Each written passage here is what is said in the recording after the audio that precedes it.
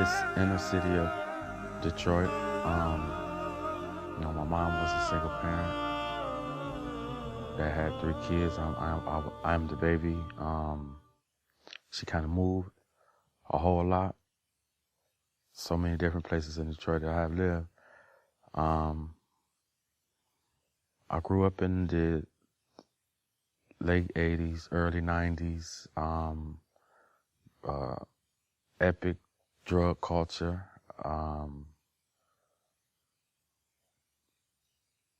It was pretty much just a free-for-all environment in terms of you get it how you live, basically. Most of my peers didn't know their fathers either, so a bunch of young guys mimicking movies and what have you, so that's the type of environment I was raised in. At my earliest understanding and when I was able to even grasp the concept of God, of course, Christianity was the medium that, I was even have a consciousness of who God is. At a very early age, it was just impossible for me to digest, so to speak, the image of what Christianity appeared to me at that time was white supremacy, basically. Jesus is white, so I rejected it. How can I read the Bible and God love me and this image that I see, I don't even reflect the image when I look in the mirror. So I was completely detached from that whole ideology, just based upon that, Christianity as a block, as a religion.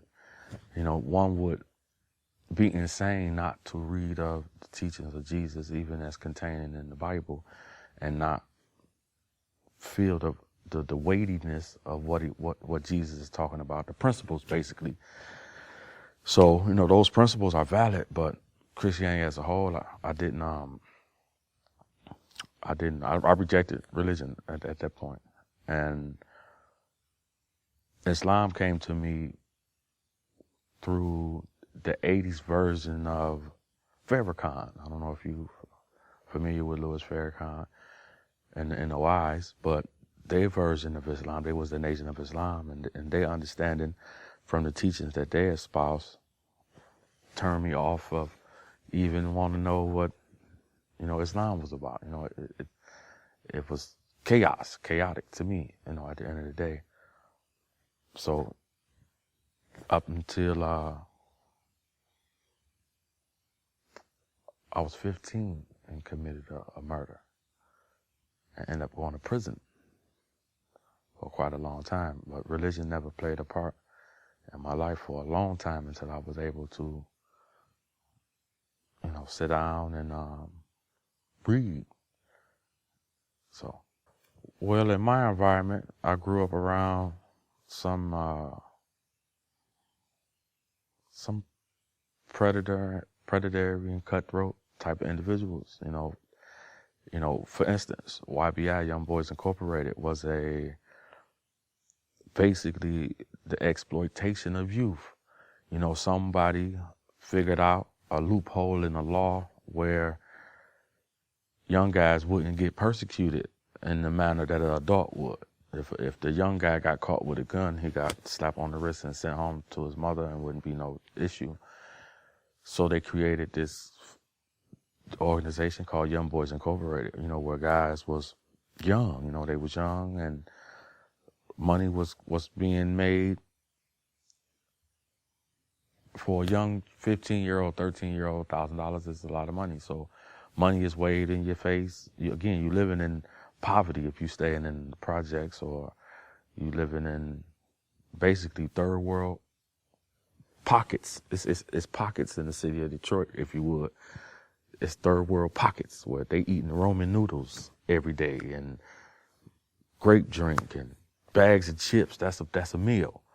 These people don't leave they little strip of land.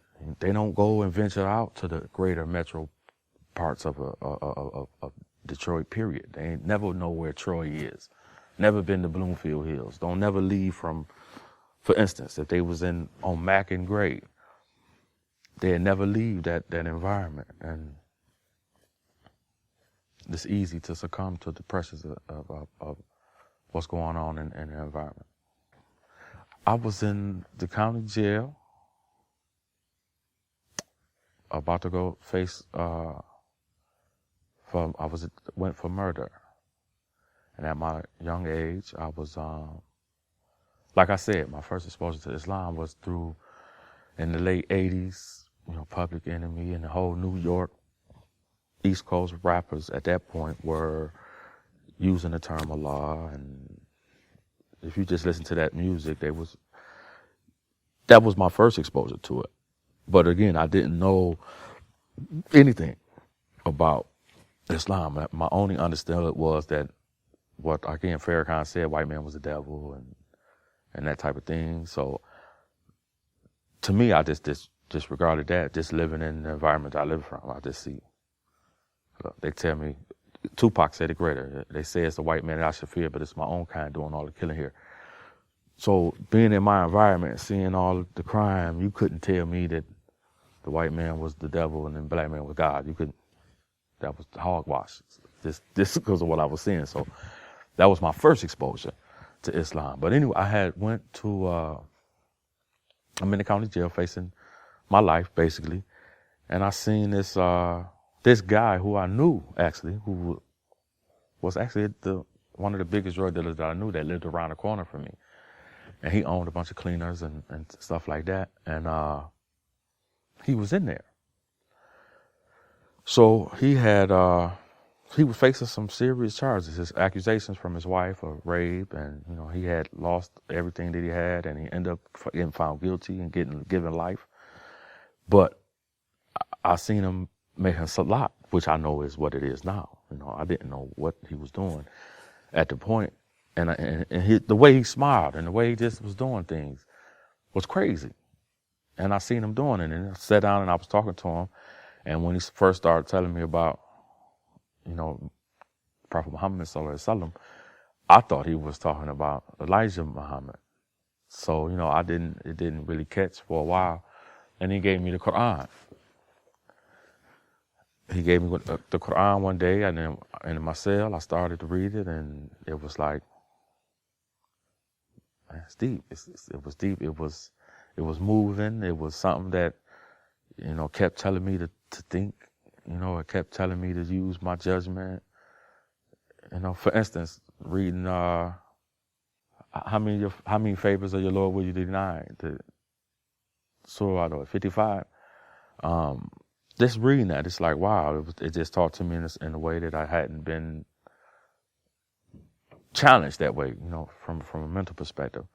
And so 1994 was my first exposure to Al-Islam and its beauty. Well, loving to read, I do have a love of reading, and having had this understanding somewhat of man, from an anthropology perspective, understanding us as men coming into the world and one man, and historically how Islam has come on the scene. It was awesome in the sense that once you read the Bible, it left me wanting. I could clearly see the difference between Isa alayhi salam versus the ideologies of Paul.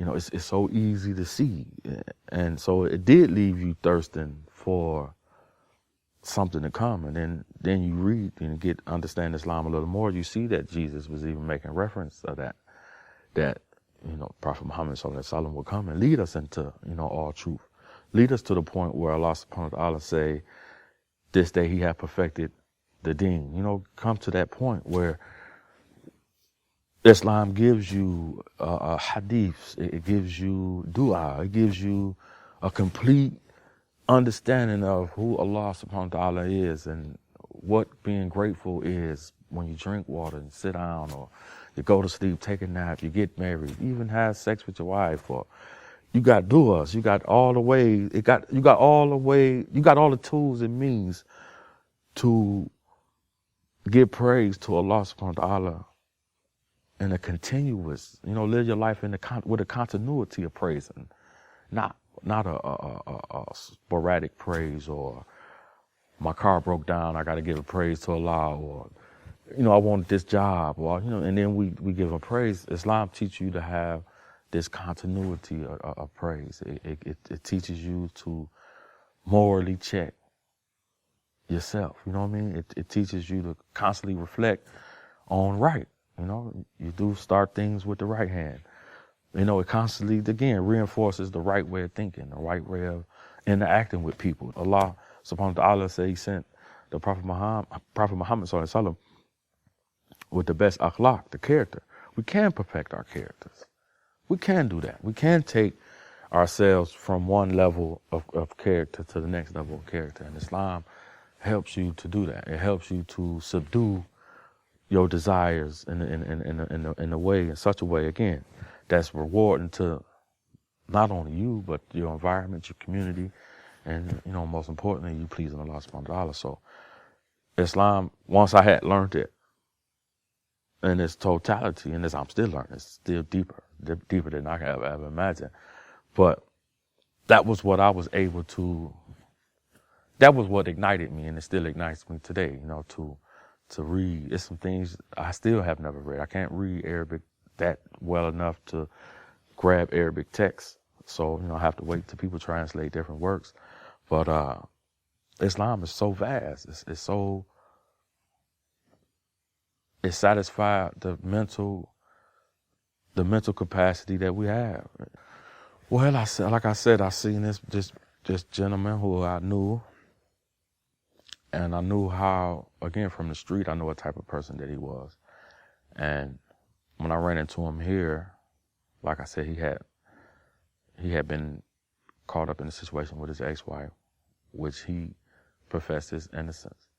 But he ended up, again, getting locked up for life.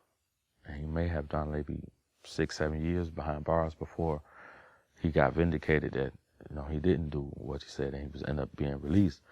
But the grace of the way he carried himself and his trust in Allah subhanahu wa ta'ala, that, I think was the biggest transformative thing for me, because the guy I know I'd have been pissed off if I had been placed in that position that he was in, and he didn't do it, and it was just a matter of somebody emotionally being hurt and getting back at him in a way that they can get back at him.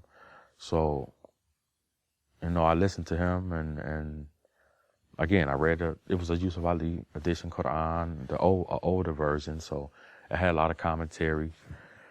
The story, I had never heard of Prophet Muhammad, prior to then, never, sallallahu alaihi wasallam, never understood, never, nobody had ever talked to me about that. So, once I did learn as much as I could from the Quran, because you couldn't have books like that inside of the county jail.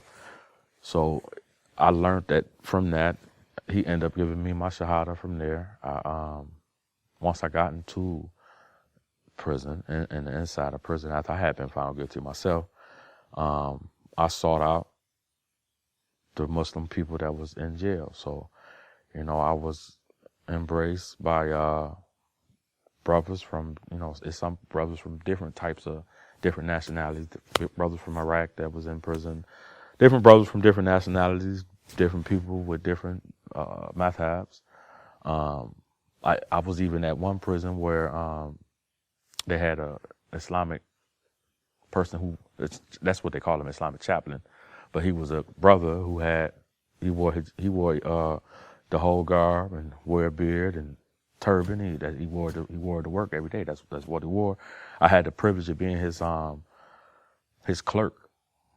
So, as I was his clerk, I was able to read, vast amounts of books that he would purchase, that he had in his own library. I was able to just sink my teeth into Islam to the point where it was beautiful. I lost myself in Sheikh Husri recitations of the Quran. I was able to have the Quran on tape. I know how to read it and write it. I just immersed myself into the Sunnah, from all the different hadiths, Ibn Dawood, Tirmidhi, Sahih Muslim. I just read everything that I could get. I read.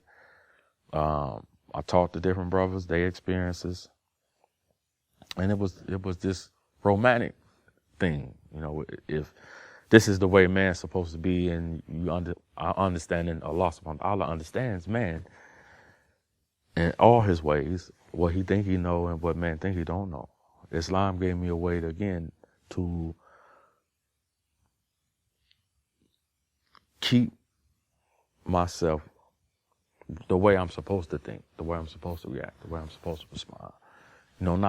So I have lived so much a part at 40.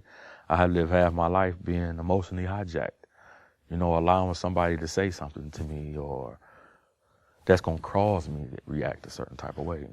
Islam taught me to, no, you stay a Pacific type of way. The outside can't erupt. So, Islam again went to great levels. Imam Ghazali, reading his works, it gives you again a sense of purification and what that means. You know what I mean? Not just an outward purification, but a purification of, again, I'm not gonna listen to gangster music or rap music or that type of thing. I'm not gonna pollute. It shows you how to reach a certain level of, and it gives you a step. You don't have to just believe in blind faith. Well, my evolution as a Muslim from 1994 to 2000, I'm gonna say maybe 2001, 1995 to 2001. Again, I never knew the difference in terms of Shia, Sunni. Never even crossed my mind. I must have didn't even catch on to what other people were saying, period. And most of the material that I read, I would have to say in a large, I was a Hanafi school of thought, just based upon most of the books that I read that I know now. Those scholars were Hanafi scholars. So my understanding and frame of reference to Islam was from a Hanafi perspective. I think one of the things he had said, one of his quotes that he's known for being quoted for, he said that when they asked him who should have been the caliph after the Prophet Muhammad sallallahu alaihi wasallam died, whether it should have been Imam Ali alayhi salam or Abu Bakr, he said that Allah wasn't going to question him on their judgment about that. So he wasn't going to worry about it in his lifetime. That's what he reported to have said. So that was my stance for a long, long time. When people started to talk about it and I ran into different guys, I even reached the level of imam in the prison at one point. I was the most learned person there. But when I would encounter guys who were quote unquote Shia or something like that, I just would dismiss them with that reasoning. Allah ain't gonna question me on their judgment about that, so I'm not gonna worry about that. So, but it wasn't until again I had an opportunity. I met this brother and listening to him as I did, I listened to him and ended up getting Then I Was Guided books, and I had that whole set of books, and we had a dialogue, and that dialogue, it did just, it struck me as wild that, when you read the seerahs of the Prophet Muhammad sallallahu alaihi wasallam, it didn't go off into a bunch of detail about what happened after the Prophet died and the climate of the Muslim Ummah. It left it off. So that's what my search, I began from historical perspective. My search for just authenticity. Once I went to that, it immediately, my conversion changed. I stopped not identifying myself as a Sunni. And I understand that both terms, again, are still political, Sunni and Shia, from a perspective of what was going on then. I realized some of the rituals and some of the things that's done, counteracted things that was done from a historical perspective. So, but I do acknowledge that that Allah subhanahu wa ta'ala didn't leave us wondering. He completed deen like he said. So, I find comfort in reading hadith from the Ahlul Bayt. I find comfort in understanding that bridge that was there, as it was, but with all the previous prophets. That hikmah stayed in the family of the prophet. It's hard being a Muslim right now. Just from things that's going on everywhere, and especially within our own communities. It's not embracing to come to certain masjids. It's not. It's wild. It's a beautiful. It's a beautiful reinforcement of the what the Prophet Muhammad sallallahu alaihi wasallam said at the time and things that was going to come. The same influence that the Prophet Muhammad sallallahu alaihi wasallam has had. The Ahlul Bayt constantly reminds you of that you're gonna face toil, struggles. You're gonna not. Things not gonna happen the way things are supposed to happen. But again, Allah is the greatest of planners, and it teaches you to stay steadfast, stay focused, don't deviate from the established way that we're supposed to act in terms of just the principle-oriented way that we're supposed to establish ourselves. And one of the most beautiful stories, I think that always touched me is Imam Hassan alayhi salam and Hussein alayhi salam. When the old man was doing his wudu wrong, and they seen it, and they saw it, and then they went to him, and they told him, which one of us, hey, which one of us is doing our wudu wrong? And they set out to do the wudu, and he acknowledged his own error. And it wasn't their error, but that was the most beautiful way for them to go and to say that to him and do that to him. And I think, again, the Ahlul Bayt constantly remind us, period, on what it is to approach people. How do you treat people? That's caring for another person's emotional state. You could walk up to him, hey, you're doing it wrong, and yell and shout at them. And people are fragile emotionally in certain types of ways. So it teaches, again, the Ahlul Bayt, when you read those types of stories and you read their history in Karbala and the different battles that they fought, and how many of their family members were destroyed and killed. It teaches you again to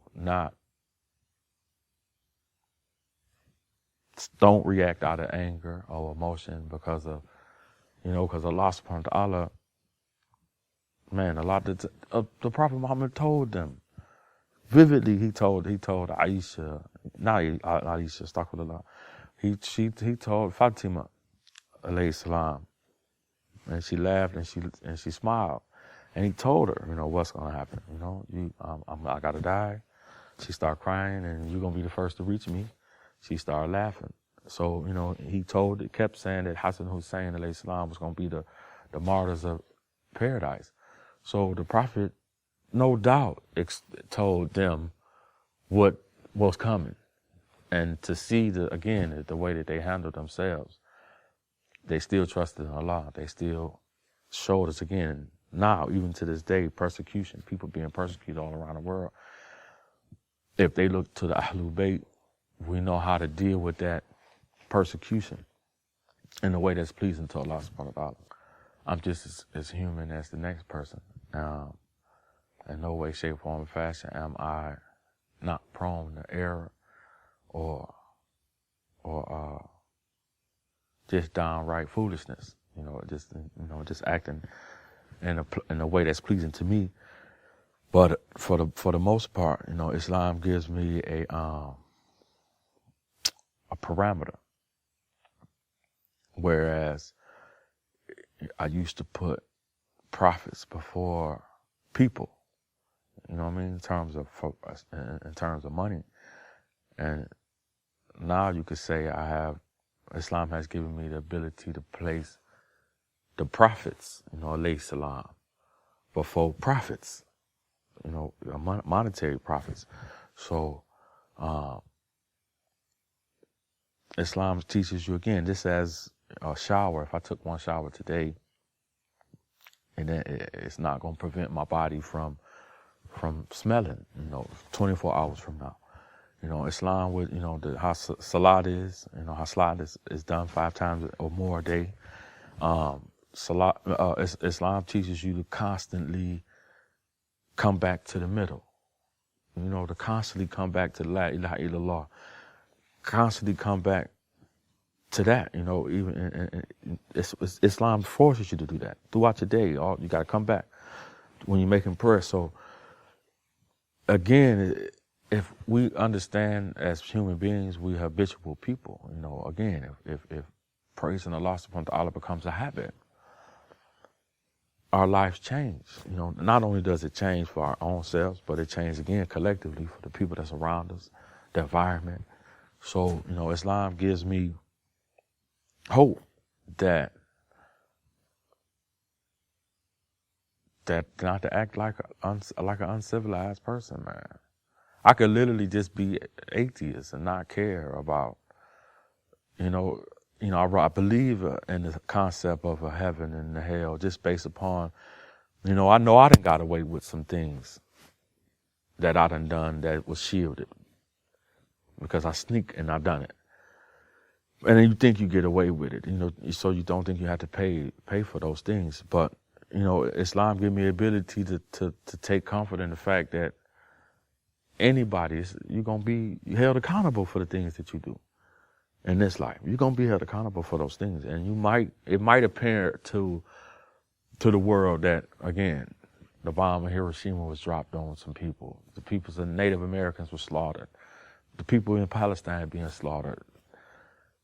And some people be like, well, why would you believe in a God that allowed these things to happen? People ask you those things all the time. Well, again, Islam gives me an understanding that man has the capacity, man, to go. The pendulum swings both ways. A man could be benevolent, and he exhibit the attributes of Allah subhanahu wa ta'ala in all his actions and his ways. But the pendulum swings both ways. He can just be just as devious and diabolical as Shaitan and exhibit all his actions and his ways. So Islam clearly points that out to me. Clearly gives you an option to be the party of Allah subhanahu wa ta'ala, or be the party of Shaitan. It gives you that option. And to me, that's what Islam takes the covers off of the mystery that the world is. It's not really a mystery at the end of the day. You got to choose. If you can be the party of truth, or you could be the party of jahiliyyah. You could be the party of dunya. That's what most people want. Most people chasing the world, the lights, the casinos, the cars, the girls. Or they chasing Salat and Ramadan and Umrah and Hajj, So at the end of the day, that's what our life consists. Every day we have an opportunity to do, and it's going to be that way until we pass form. Every day, every instant, every moment of your life, it's a way that's going to be beneficial to you that you can do it, or it's going to be a way that's not going to be beneficial to you that you can do it. And they both have his own ends and destructions. So, again, Islam points that out to you beautifully. And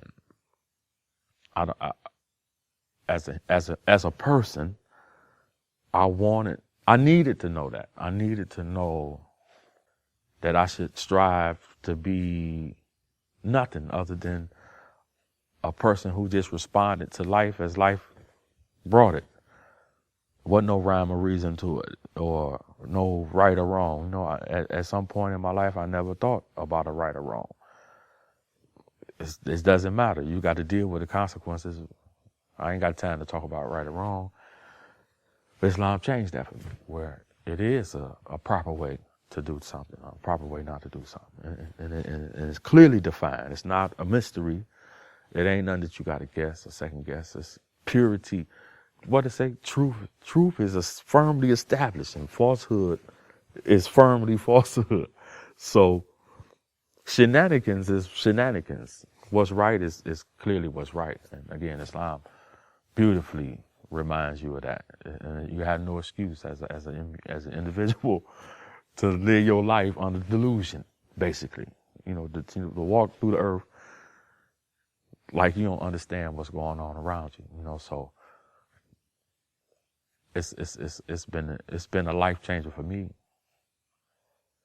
It has changed my life in a whole lot of ways. So alhamdulillah that I know what I know from about Islam, and I didn't live in that country.